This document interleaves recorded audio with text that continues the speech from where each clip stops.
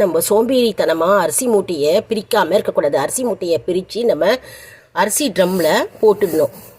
அப்போ தான் அக்ஷய பாத்திரமாக இந்த அரிசி மேலும் மேலும் நமக்கு வளர்ந்து கொண்டே இருக்கும்.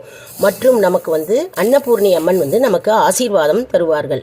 மற்றும் நம்ம அரிசி எடுக்கும்போது இந்த ஆழாக்கு படியால் தான் எடுத்து போடணும் நம்ம எப்போவுமே. அப்புறம் ஒரு அரிசி கூட நம்ம கீழே சிந்தக்கூடாது. அப்போது நமக்கு லக்ஷ்மி தேவி நிரந்தரமாக நம்ம வீட்டில் வாசம் செய்வாள் என்பது நம்பிக்கை. இப்போவும் அன்னபூர்ணி அம்மன் வைக்கும்போது நம்ம அரிசியில் தாங்க வைக்கணும். மஞ்சள் கலந்த அரிசி அதில் வைக்கணும். மற்றும் நம்ம பூவை வைக்கணும். அப்புறம் மஞ்சள் குங்குமம் நம்ம அவள் பக்கத்துலேயே வைக்கணும்.